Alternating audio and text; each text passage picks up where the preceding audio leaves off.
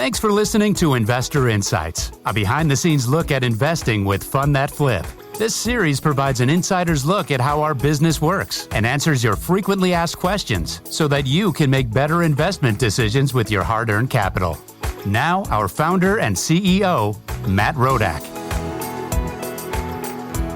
Welcome to this episode of Fund That Flip's Investor Insights. I'm your host, Matt Rodak, founder and CEO here at Fund That Flip. And today joining me on the show is Matt Frankel, who is a certified financial planner based in South Carolina and is a contributing writer for Millionacres, which is a Motley Fool brand.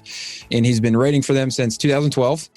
Matt specializes in writing about bank stocks, REITs, and personal finance. And Matt recently got on my radar because he recently wrote a review of Fund That Flip for Millionacres, and he's written several other reviews of platforms and different ways to more generally invest in real estate. So we thought we'd get him on the show to hear more about how he thinks about investing in real estate opportunities. So with that, welcome to the show, Matt. Thank you. First of all, hopefully you found the review to be fair. I am thrilled to be here. Real estate is my passion. I write about all those other things that you mentioned, but I was thrilled to help launch Millionacres a year ago, and it's an exciting and rapidly evolving world of real estate investing. It's definitely a great resource, and I think the review was very fair. I think one of the things we like to look for particularly when these things are independently done, like it was on your part, one, like appreciate you doing that because it's a big help for our business and a big help for our investors. But it's not all sunshine and rainbows, and I think it does a nice job of laying out the pros and cons of investing in products like ours. So if you're listening, check it out on Millionacres. I think you can probably search Fund That Flip on the site pretty easily and find it, but he's done a nice job, I think, reviewing a handful of different platforms in a very, I think, fair and unbiased way, which is super important to our industry to give people information like that. So again, appreciate you taking the time to do that. For sure. And I think you're one of the few platforms that has actually acknowledged that you're not perfect for every investor and thought I did a fair job and didn't try to correct the entire review. So thank you as well for being a good sport with that.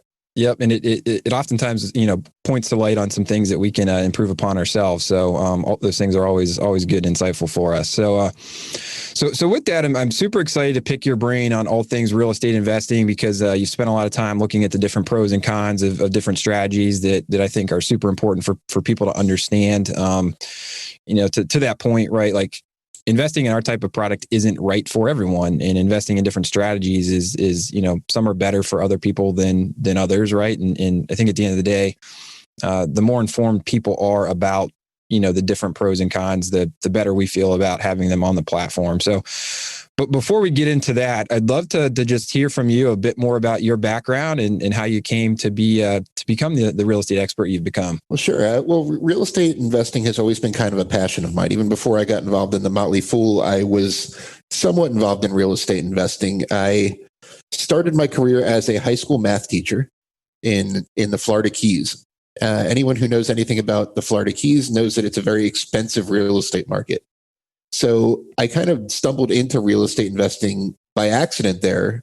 My wife and I wanted to buy a house.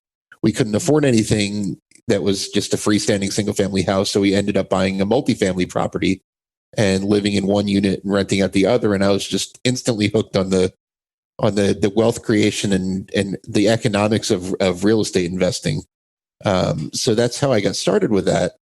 And then as a kind of a side hustle, if you will, I used to write some investing research for various websites, and I stumbled upon the Motley Fool by accident.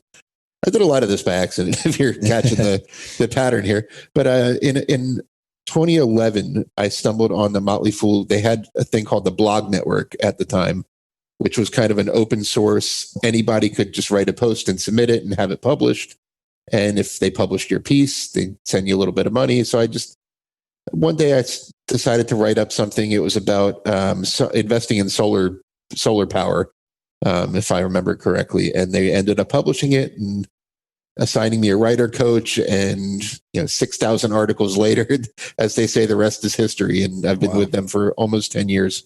6,000 articles. That's quite a bit of words to put down on paper particularly for a math teacher, right? Like you never probably thought you'd be doing as much English. Right. Fun fact: when I took the GRE, the writing was actually the lowest of the 3 scores I got. So it goes to show you the standardized tests can't predict everything, and you have to go where your passion is at the end of the day. And if you do that, the quality of the work will take care of itself. That's cool. Super cool story. So you tripped and fell into real estate investing and have made a career about helping other people invest in the space. So super neat. And you house hacked. I don't know if you use that Yes. term, but it's probably wasn't a term back in circa 2010 or 11 or whenever you bought the house and the keys, but it's a thing now. Yeah, for sure. I've written a few things about house hacking and how much I loved it and how much it worked out for me. And it's the only way that I know of that you can really get into a rental property, not only that you can live in as well, but that you could put so little down on. We used an FHA loan for our house hack, which is a great way to get in for almost nothing. Yep. Let me ask you, do you still own the multifamily and the keys? No, if I didn't live 800 miles away, I still would. I tried to talk my wife into letting us keep it, and she wasn't comfortable with it, so we ended up selling it. Yeah. Huh. All good. The Keys is a good place. I've not been there, but I've heard good things. It's a lot of fun. I've heard as well. So that's cool. So let's get into some of the nitty gritty, right? And there are a lot of different ways for people to invest in real estate. Some more commonly known than others. And I want to get into each type of investment. And hear your thoughts on what you think some of the pros and cons are of each, right? So.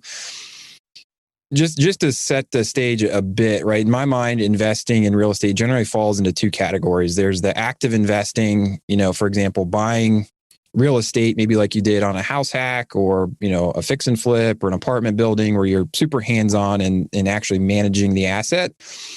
And then on the other end of the spectrum, right, you've got passive investing, such as, buying a stock like a REIT, or even, more passively, maybe buying a fund that owns a bunch of different REITs, right?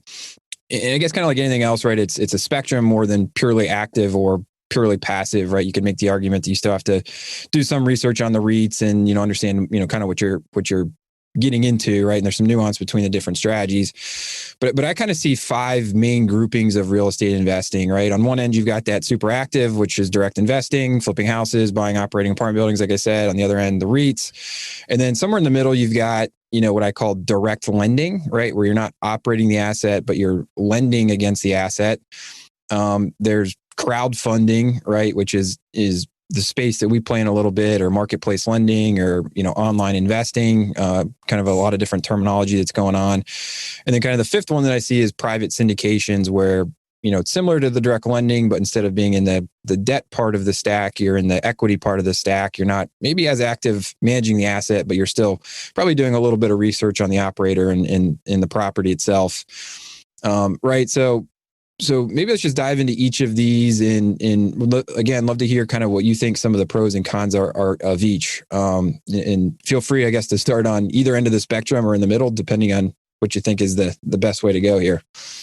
Sure. Well, we could start on the most active end of the spectrum, I guess. With fix and flips, they are not right for everybody. They're not right for me. This is actually the only type of real estate investing I have not done and have no plans to do. The big thing with fix and flip investing is the time commitment required. Mm-hmm. It's a job. If I buy a rental property, which I have a couple of them, I can hire a property manager if I want to really take the time commitment off my hands. It's still a pretty active form of investing. I have to research the properties. I have to negotiate. I have to deal with realtors. I have to do showings, things like that. But at the end of the day, it's on an ongoing basis. It's not a giant time commitment. I probably spend about an hour each month on my rental properties, if I'm being honest. But with fix and flipping, it's really if you have to have the time to do it, you have to be knowledgeable. Fix and flipping, it's very romanticized on TV. Yep. I'm sure you've seen, whatever the main flip shows are right now. There's several of them on HGTV. But they make it look so like easy money in a lot of ways. Yep. Like, yeah, there's like, they do a nice little plot structure there where there's always a conflict in the middle. There's, the kitchens needs more renovations than they thought, or there's something in the wall that what they didn't think was going to be there. But at the end of the day, they always make a 5-figure profit, if not more, on their on their flips. And in the real world, it doesn't usually work like that. Yep. Unless you really know what you're doing. So fix and flipping, if you want a part-time job in real estate, I would recommend kind of tiptoeing in, use a small rental property, something relatively low cost, and know your numbers with that. It's a business where it's really tough to make money if you're new and inexperienced. But on the other side of active investing, rental properties can be a great way to get involved with real estate investing. That's the historic go-to way to invest in real estate. Fixing and flipping on a personal scale wasn't really has just really become popular recently. REITs, real estate investment trusts, which we'll talk about in a little bit, didn't really exist before the 1960s. The crowdfunding space didn't really exist before a few years ago. Yep. On a large scale. You guys are some of the pioneers, especially when it comes to debt crowdfunding. So buying and renting out a property has really been the go-to way to invest in real estate for a long time. And I don't want to say anybody can do it, but it definitely requires a lot less effort and knowledge than fixing and flipping. And with the property management industry being what it is, it's very appealing to a lot of investors. You got to figure that if you invest in stocks, you're going to see the value of your portfolio go up and down and up and down. I don't know if you have a 401k or a stock portfolio or something like that, but 2020 has been a roller coaster ride. Yep. Whereas I own a triplex a few blocks away from where I'm sitting right now, and I don't know what the value's done in 2020. It's a lot less of a volatile investment that has similar return potential over the long term to the stock market. Just to kind of quote one thing, and then I'll end my rant. The San Francisco Federal Reserve put out a paper that showed the 100-year returns of real estate as an overall asset class compared to other asset classes. Not only did real estate slightly outperform stocks over 100 years, 11.1% total annualized returns versus 10.7%. So it marginally outperformed stocks, but with less than half of the volatility. Real estate values and returns really don't fluctuate as much as other asset classes, which also makes crowdfunding and lending and what you do kind of not safer, but just more predictable than stock returns. And that goes back to just the kind of the core, just investing in physical properties. It's just been a fantastic way to not only make good returns over time, but, let yourself sleep well at night too. In March and April, I wasn't sleeping very well at all because I have a lot of money in the stock market. I think it was April 1st before I finally, worked up the courage to check my portfolio. Yeah. So I think this is important, right? And we're talking a lot about fix and flip, but I think if we more generally say active real estate investing, you call it a job, I call it, it should be thought of as a business, right? Sure. And I think you're right? A lot of people get this idea of this looks fun, buy a house, pick out the paint colors and redesign the kitchen. And where we see people get in trouble on this is when they don't treat it like a business or like a job, and they treat it like a hobby. And hobbies are fine, right? But most people don't make a lot of money on their hobbies. So if it is something you want to, get a return on your time for, super important, super good advice, I think, to think of it like that. Think of it as like a job or a business, right? Where it requires real time and real capital and real thought and a real plan for it to work. Obviously, we work with a lot of people that make a lot of money fixing and flipping properties, but most of them are doing it exactly like that as a job or a business. Yeah, and I'm happy to invest on the debt side of it and not actually flip houses myself. Well, it's interesting. My story, I fixed and flipped a few properties and realized quickly that this is not something I enjoy, right? And I love real estate, but picking paint colors in kitchens and dealing with contractors is not something that I got a lot of satisfaction out of. So that's my pivot to lending. All right, so fix and flip, and I think, right, some of the pros here I think could be you do have an opportunity to make a lot more money investing in operating a fix and flip business than maybe you do lending money. But again, the cons are it's you're taking more risk, right? You can certainly lose money on properties, as well as there's a time value relative to what else you could be doing to earn income for yourself other than operating these assets. So maybe some pros and cons there to think about. So you mentioned REITs. So maybe we can go to the other end of the spectrum next and kind of talk about, just how you think about REITs, or again, some of the pros and cons of getting exposure to real estate assets through a publicly traded vehicle. Yeah, so REITs or real estate investment trusts. Make sure you pronounce it correctly. I hear a lot of people say it wrong, and REITs or something to that effect. But REITs were created in the 1960s or thereabouts and the whole point was to allow everyday investors to access an asset class that has historically been the realm of wealthy investors. Most people listening to this podcast, for example, couldn't go buy a high-rise office building in a city, or couldn't go out and buy a shopping mall or a data center or anything like that. So what REITs do is think of them similar to like a mutual fund, where they take investor money, pool it together, and use it to buy a portfolio of commercial real estate assets. There are REITs that invest in pretty much any type of commercial property you can think of. Say there are retail REITs, there are healthcare REITs that invest in properties like hospitals and doctors' offices. There are self-storage REITs. A lot of people know Public Storage, for example, is one of the largest REITs in the country.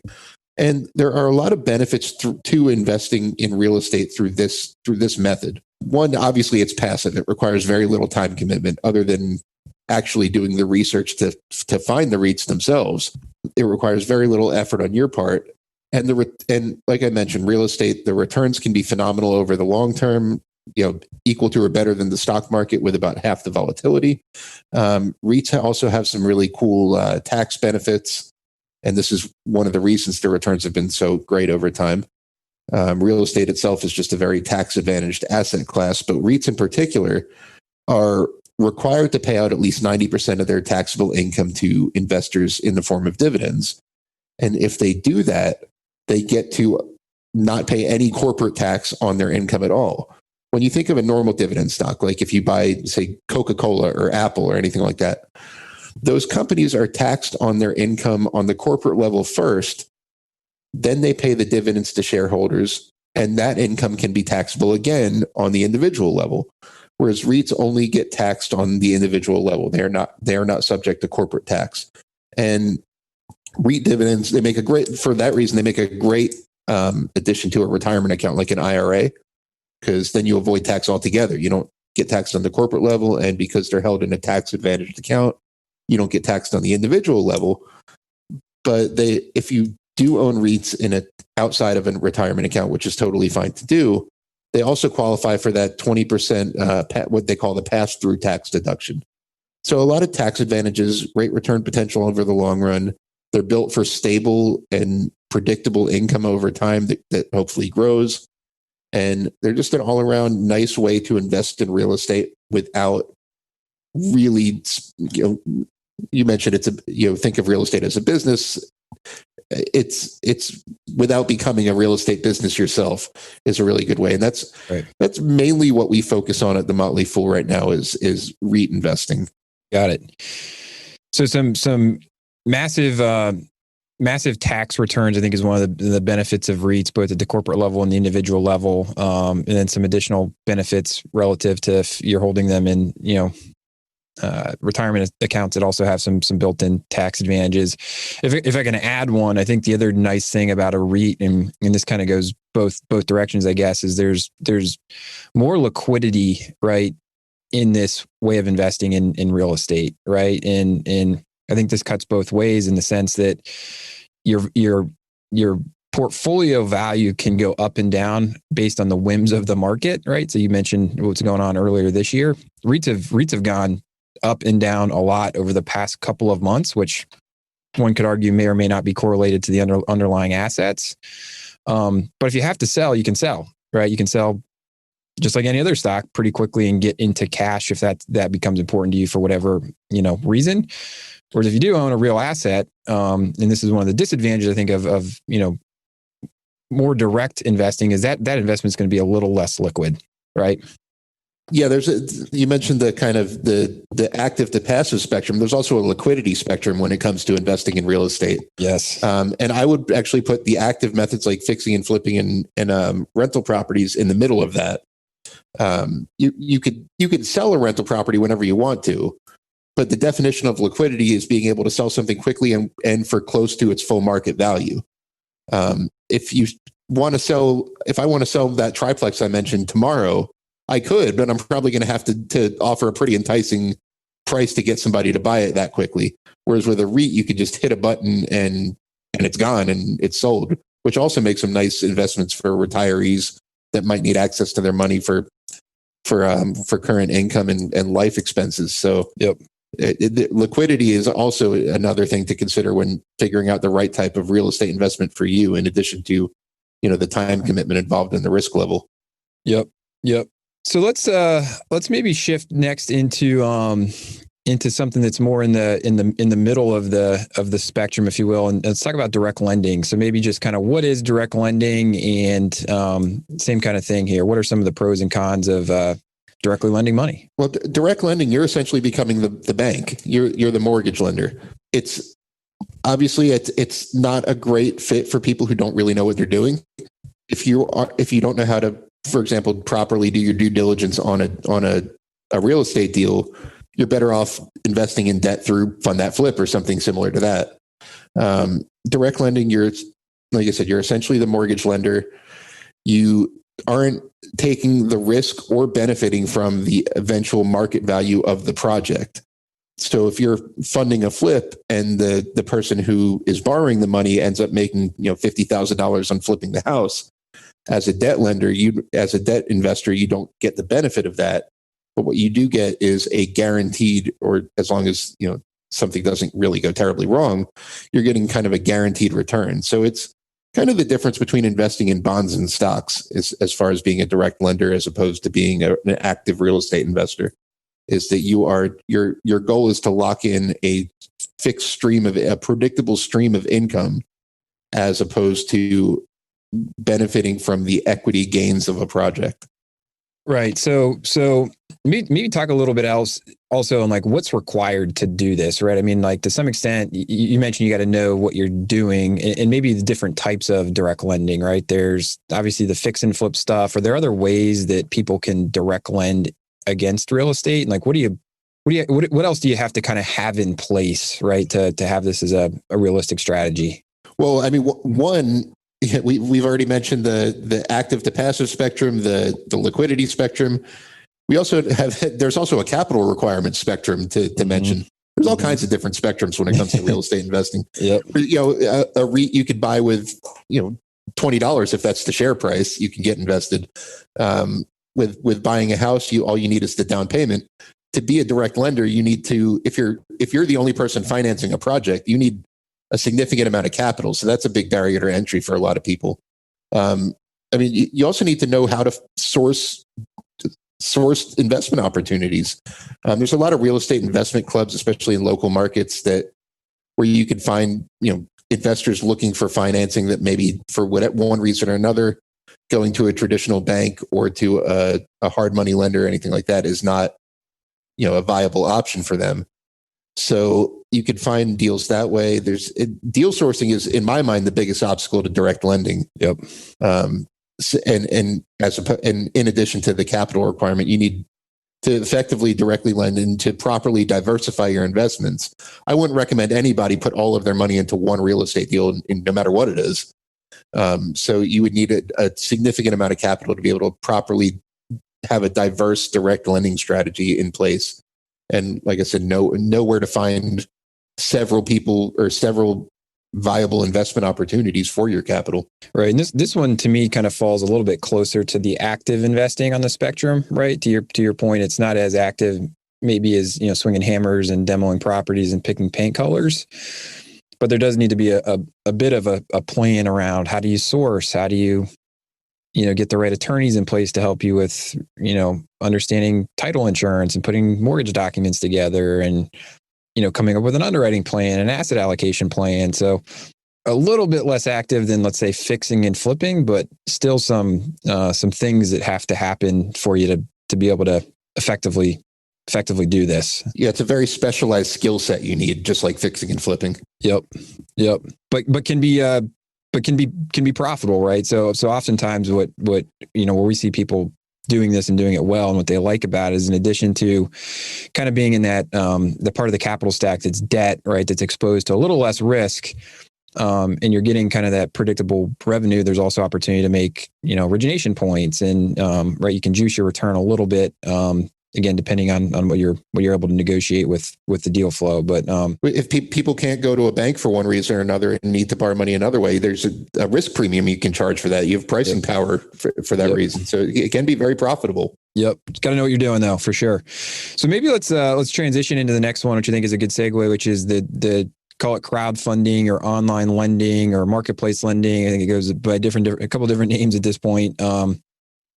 Maybe just a quick and dirty on what that is and some relative, pros and cons that you see there. Sure. Well, there's two sides of crowdfunding. There's the debt side and the equity side. Fund That Flip is obviously a debt crowdfunding platform.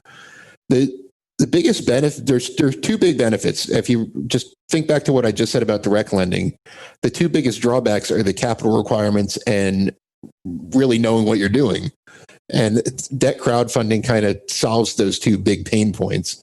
One, you can, don't quote me on this, but Fund That Flip your minimum investment requirements in the thousands, not the hundreds of thousands. Yep. So I don't have the exact figure in front of me, but the point is you don't need a ton of capital to get started with debt crowdfunding usually. So that's number one. And two, a crowdfunding platform, a reputable platform can really do all this due diligence for you in terms of vetting the deals and finding the best opportunities. And not only that, but knowing how to negotiate a favorable return. So debt crowdfunding can essentially take the skill set needed out of direct lending and allow you to pretty much reap all the same benefits. Yep. Couldn't have said it better. Yeah. And our minimum's 5K. And I think that's pretty typical across the space, I would say. There are some, maybe just some additional context. There's different types of platforms. Ours is geared really towards accredited investors, right? So you do have to have, certain income thresholds or net worth thresholds. There are a few platforms that also offer these types of investments to non-accredited investors that typically will have lower minimums. And again, check out Millionacres. I think there's a good amount of coverage on what those different types of platforms are. But yeah, I think couldn't have said it better. I think the thing that we're trying to help investors with is exactly that. Get into the game with a lower barrier to entry from a capital commitment perspective, as well as, do a lot of the heavy lifting around the due diligence and the title work and the ordering the appraisals and the backgrounds and the credit and like all the stuff to properly originate a loan. Can be expensive to get set up, but because we're doing it at scale and, other people that are operating in the space are doing it at scale, it's something that can be done, I think pretty well. Yeah, for sure. It's you like you said, you take a lot of the guesswork out, and even with the accredited requirement coming with a pretty, relatively high minimum investment, you said $5,000. That's still a much lower barrier to entry than a lot of direct lending strategies. Yep. And like you said, and this is kind of the guidance that we like to give investors on our platform is you can build a portfolio, right? From a diversification standpoint. Let's say you have $100,000 or $200,000 to invest. You may be only to do one or two deals on a direct lending basis, right? On our platform, you can do 20 to 40 deals, right? With that $5,000 minimum investment. So, allows you to spread that capital out over a broader number of projects. I always get nervous when I see people come on the platform and, it's one big investment and they're only in one investment. I'm like, don't do that. Pick 20, please. So maybe the next one we can get into here. And I think, I'm calling it syndications, and you mentioned the equity piece of crowdfunding. So I think that's one of the interesting things that, on the online platforms have brought is they've digitized this idea of syndications, but maybe just talk to us a little bit about like what a real estate syndication is, and same thing, what are some pros and cons there? Sure. So I'd consider it similar to REITs in that it opens up commercial real estate equity investing to everybody, or at least accredited investors in a lot of cases. So crowdfunded or the equity deals are generally one asset. That's the biggest difference between them and REITs on the surface. Whereas, a retail REIT might have a portfolio of 100 shopping malls. a crowdfunding deal just focuses on one asset. And there's usually some sort of value add component, meaning that the person promoting the crowdfunding deal will want to buy a hotel and renovate it in order to boost its income and then sell it. There's usually an end date in mind too. So what these developers do, which they call sponsors in this world, is they'll, generally get some bank financing. They'll put up some of their own money, but they'll also crowdsource some of the equity capital needed to fund the deal. And that's where this new idea comes of crowdsourcing the equity comes in. So on the spectrum of how active it is, I'd put it right near REITs. It requires maybe a little bit more due diligence, but just like we mentioned with debt crowdfunding, you have somebody else doing the heavy lifting for you on that regard. On the other hand, I would put it on the bottom of the liquidity spectrum. Equity crowdfunding deals generally have a time frame. There's no guarantee they're going to complete whatever they want to do within that time frame and sell the property and move on and whatever. And it's normally 5 to 7 years is kind of the sweet spot there. There's no secondary market for these in most cases. So your money is locked in for the duration. It's not like a property where you could put a for sale sign in the front yard and hopefully get rid of it in a month or two. You're locked in pretty good. So, but on the other hand, commercial real estate development has some pretty superior return potential as opposed to even, buying and holding a rental property or buying a REIT. If things are done well, it's not uncommon for these deals to produce 15 to 20% annualized returns without a ton of risk. But the downside is you're giving up that liquidity. And just like you mentioned, when you said, someone puts $5,000 and fund that flip and invest it all in one deal, there's a lot that can go wrong with an approach like that. If you're usually the minimums for these equity deals are much higher, like 25,000 is the industry standard right now. Yep. So if you're putting 25,000 in one of these deals and it goes wrong, that's a significant risk. It's not like you can take that 25 and spread it over 25 different deals.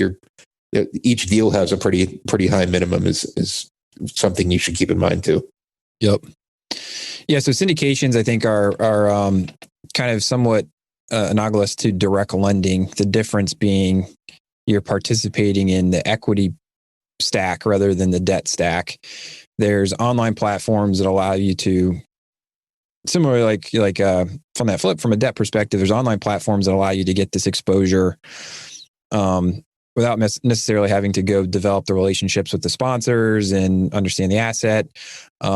There's also a lot of people out there in the market that are apartment syndicators or self-storage syndicators that are raising capital offline, right? I invest with a few people I've gotten over the years in these types of deals, and it's very similar, right? Just the distribution method is different, right? So there's also opportunities for you to, if you're looking to do this, obviously check out some of the platforms that are out there, but also same kind of advice on the direct lending, get involved in the local RIAs and figure out who in market is doing deals, or go to conferences and find good sponsors that you like. And that is the benefit. The return profile can be much greater, but I do see that the biggest trade-off, like you said, is the liquidity. These are 5 to 10 year investments where your money's most likely not going to be available if you need it back in that window. For sure. And I mean, I that's why I use a combination of these investment methods we've talked about. Like I said, with the exception of fixing and flipping, I've done pretty much everything we've talked about. But the combination kind of lets you get the best of all the worlds. The steady income stream with things like what you do with debt crowdfunding, the return potential with owning rental properties and equity crowdfunding, and just kind of the liquidity that comes with REIT investing. It's nice to have. It's nice to take kind of a diversified approach to it. Yep. Yeah, I think that's a good way to wrap this up, right? Is a diversified approach, like any type of investing, I think makes a lot of sense. And I think we kind of hit on 4 different spectrums. I started off with the active passive spectrum, right? So understanding that and where you want to be on the spectrum, I think is super important. Do you want to be super active? Do you want to be more passive? There's the liquidity spectrum, right? Of do you want some certainty around, having access to that capital, in a defined period or on demand, if you will, like the REITs offer. There's the capital requirement spectrum, right? How comfortable are you dropping $100,000 into a deal relative to $5,000 into a deal. And then there's call it the capital stack spectrum, right? Of where do you want to be in the actual capital stack? Do you want to be in a more protected position as a debt provider, or, take a little bit more risk in the equity? And I think, at the end of the day, what you're looking for, at least what I pay attention to, is what's my relative premium, right, that I'm receiving for having one of the downsides, or am I willing to take a lower return for liquidity, right, or for a lower capital requirement, or whatever the case may be. So those are kind of the trade-offs, I think, if I could summarize what you said here. Yeah, I couldn't have said it better than that. That was perfect. Very cool. So maybe let's wrap up here with one last question. So it's I always like to give the date here now that we're in the COVID world. It's October 7th that we're recording this, and we'll get it out here hopefully not too many days after this. But we're in, I think, month 7 or 8 or whatever it is of our COVID experience. How has this kind of changed your perspective, or what kind of predictions maybe do you have for what all of this means for real estate investing? Or are there any bits of advice that maybe you could give to the listeners in terms of developing a strategy in light of what's going on in the world? One thing I think it's shown, especially when it comes to residential real estate, is what a resilient asset class it is. Just kind of to throw something out there, the average, the median home value in the United States is up 11% year over year. That's the exact opposite of what people thought was going to happen in March when all this started to go on. Mm-hmm. And the reason is because there's a lot of offsetting dynamics that keep, residential housing in demand. We've had an inventory shortage for years now, but you saw when the economy took a nosedive, so did interest rates, which kind of brought a lot of people back into the market and kind of helped prop things up. So just the real estate is very resilient over time. Just in the 08-09 financial crisis, which was caused by real estate REITs actually outperformed the S&P 500. So it kind of really highlights the resiliency of the asset class and why it should be part of everyone's investment strategy. And I guess I would end on that. Yeah. It's been interesting to see. And I think, I think the all of us suffer a little bit from what I call recency bias, right? Where 2008 last recession, real estate was a big catalyst for that recession. And obviously there was a decent amount of pain in and around the space, but, history tells us a little bit different about recessions in real estate. I think they're less correlated than people maybe realize, with, real estate going, at least if we look, we're not out of this one yet, right? But the previous 6, right? Real estate was flat in 2 of them, down in 2 of them, and up in 2 of them. I think, as you mentioned, we're kind of up in this one too. So, a lot of other fundamentals to look at, like you said, the inventory shortages, but there's also some interesting things on the demand side, right? With the millennials coming of age and getting married and starting families and being kind of at peak earnings and savings and interest rates. There's just so many things that go into it that it's not economy's bad, housing's going to be bad, right? A lot of other things to look at, which I think is super interesting. For sure. You got to remember, housing is something people need. Yep. It's not a want. So that helps in bad economies too. And real estate definitely fluctuates. And we're not saying it's going to be, straight up forever, but it tends to be less volatile in tough times. And that's why. It's a good one. What's the saying? Buy land, they're not making any more of it, right? Exactly.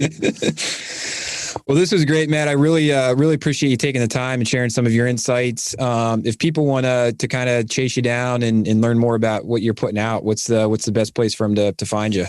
Well, our free website is millionacres.com. That has tons of investment advice articles and reviews like the one you just mentioned we did on Fund That Flip. If you want to see what we're doing on the REIT side of the business, check out real.fool.com. That's the Reit Investing service that I am the senior analyst on.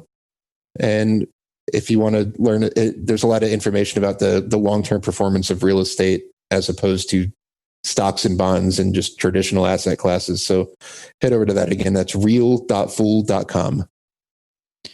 Got it. So millionacres.com. Check out Matt's over 7,000 articles that have been posted there. Real.fool.com for all things REITs. Yeah, and I guess just a quick summary, and we hit on a little bit. I think the important thing for people to understand is those different spectrums, right? Active versus passive, liquidity timelines, capital requirements, and where you're sitting in the capital stack. And then at the end of the day, coming up with a strategy is kind of the way that I think of it of, what's your overall allocation you want, in real estate, and then, break that allocation down further around some of these different strategies to build a diversified portfolio. And then you're able to kind of benefit from a lot of the different aspects that these options provide to you. So with that, Matt, again, this was great. Really appreciate taking the time and just walking us through some of your thoughts. Again, check out millionacres.com or real.fool.com for more from Matt. And also, feedback is always appreciated. So if you got any topics you'd like us to cover on future episodes, feel free to shoot us a note over at investorrelations@fundthatflip.com. Also check out our blog at fundthatflip.com for more tips and tricks on investing in real estate. With that, again, thank you, Matt, and look forward to continuing to follow you on your various sites. And until next time, this is Matt signing off.